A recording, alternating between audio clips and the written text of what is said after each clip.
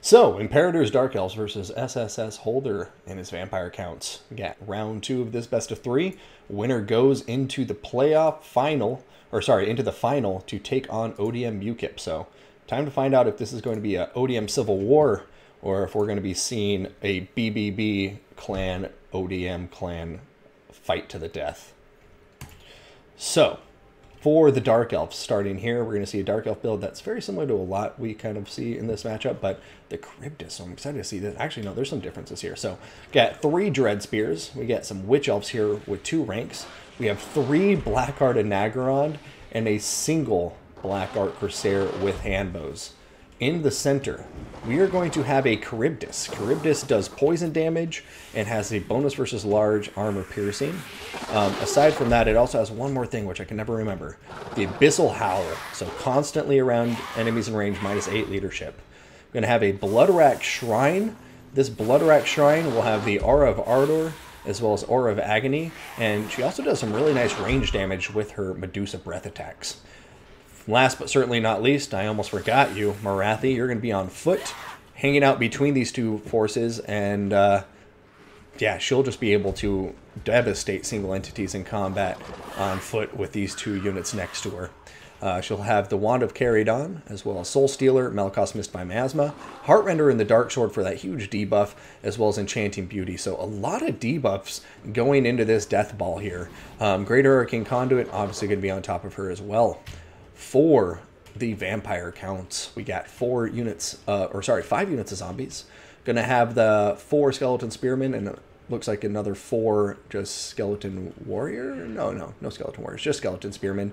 We got a single unit of Graveguard with great weapons here. And then we're also going to have the Regiment of Renown Graveguard, the Sternsman Graveguard with their regeneration over on the far right flank.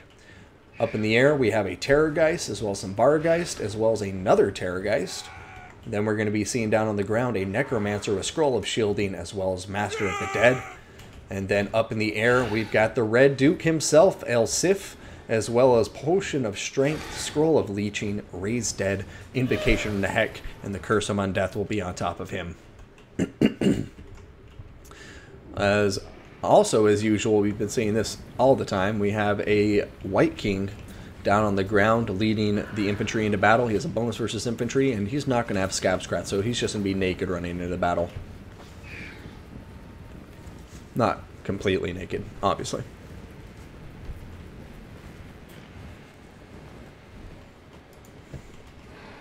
So this Air Force from the Vampires, it's going to have a hard time, I think. The Skeletons... I think this Vampire army may be in some trouble. Maybe I'm being premature, but 3 Blackguard and Nagaron, there's nothing in this army to really threaten them besides the Graveguard with great weapons. Sternsman, I guess, may be able to do okay, but I just worry that those units are going to get killed on the approach. Perhaps with some Malakos Mystifying Miasmas, some nice breath attacks from the Bloodrack Shrine, and some charging here and there. And oh my goodness, it is such a cool attack animation when it does that breath attack. There she goes. Just knocking these poor skeletons back. And until they close the gap, I'm going to watch these attack animations because I find them incredibly entertaining. Wow. It's a good time. We're having a good time. Ooh, zombie summon. Charybdis is out here.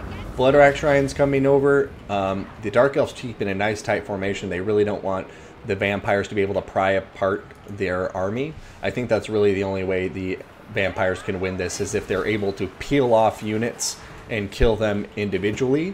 Because as soon as these units dive into this engagement, there's going to be so many debuffs on them. But a beautiful breath on top of the Blackguard and Nagaron, actually killing out quite a lot of models, almost 20 models dead. Bargeist are diving in. And Charybdis not really taking any damage, but we'll see what happens from here. Alright, Witch Elves look like they're getting ready to dive into combat. And the Dark Elves are just charging away, just charging in, but looks like they're going to pull back, maybe redress their lines. I definitely think that's a good idea. You don't want to get too out of formation here. Get a messy formation, and you're just opening yourself up for the opportunity to be peeled apart, like I mentioned earlier. But now the Blackguard of Nagrand are pinning down all these skeleton spearmen and zombies. The White King's coming up to support, but they should be just fine. Blackguard's a Corsair with handbows going to be duking it out with some zombies, and they'll be just fine. Their armor is so high, they'll be able to take out those zombies without taking any damage, basically. But here comes some Bretts. Oh, did you see that dodge? Oh my goodness. 2 breaths from the Terrorgeist. Absolutely no damage, and the Dark Elves needed that. I'm not even sure if that was intentional or not, but if it was, damn, that was beautiful. Now the Terrorgeist are just sitting up there, trying to think of what to do, but, you know, the Dark Elves are in a pretty strong position right now. They've taken minimal casualties. Blackguard and Aggron in great combat, great engagements. Morathi is getting double teamed by the Terrorgeist right now, but the Charybdis is nearby, and there's Dread Spears nearby too to dive in and help Meat Shield. And like I say, just with all the debuffs here, look at these Terrorgeist. Oh my goodness. 8 melee attack and 22 melee defense. They are just sitting ducks in this blob combat. And the Red Duke is on the ground too, taking a Doom Bolt to his dome. And upgraded Invocation and Heck is popped, but now look at this. Even the Blackguard and Aggron have turned around just to face inwards. All of the Terrorgeist desperately trying to get out of this blob before it's too late. But, oh man, they're going to escape. They are going to escape, including the Red Duke. Scroll of Shielding has been popped on top of him. And now there's even more zombie chaff diving in there. Oh, but Morathi gets another good hit on top of him before he can get out of there. And another good hit. And the Charybdis... Oh, actually going to block Morathi there. But how is the Charybdis still full health? Like, no damage. It doesn't have regeneration, guys. It is not the same as a Hydra. It does not regenerate. It sacrifices regeneration for that bonus versus large, as well as the poison. But, yeah, the Bloodrake Shrine...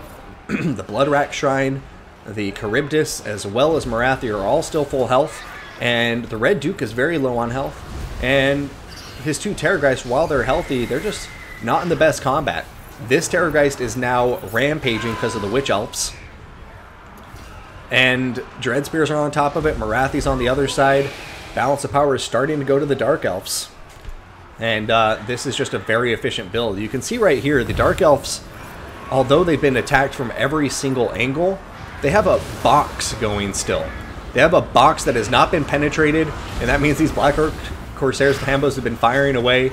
They're summoning zombies trying to keep them busy, but even the zombie summons are just ineffective against them. The Red Duke is now in there. Bloodrack Shrine going in is now attacking the Red Duke too. Blackguard and Nagrand attacking him from the other side, and the Red Duke, unlike his Terrorgeist compatriots, doesn't have a ton of mass, and I don't think he's going to escape. He's going to die here. And with that, the chances of the chances of the vampire counts are just going down the drain, and Holder is going to concede defeat again, and we're going to be seeing ODM Imperator winning that battle in a very convincing manner. His army was very well tailored for the vampire army coming up against him. I'm not in love with this vampire army, to be honest. I think its main weakness is going to be builds like this, where your air force is going to be at a very extreme disadvantage when going into combat with these ground units, and your infantry is just going to be so much chaff for the Blackguard and Aggron and the Witch Elves to kill. Like 77 kills on the Blackguard Corsairs, 173, 158, 168, 141, 127 Morathi, 116 here on the Bloodrack Shrine. This is just very well composed, and I mean, there's definitely vampire count armies that can win this. In particular, this army is very weak in the air, the missile department. You know, only 1 unit of missiles besides the Bloodrack Shrine, unless you count that. But yeah, great games to both players, and Imperator going to go taking us to the final for an ODM Civil War.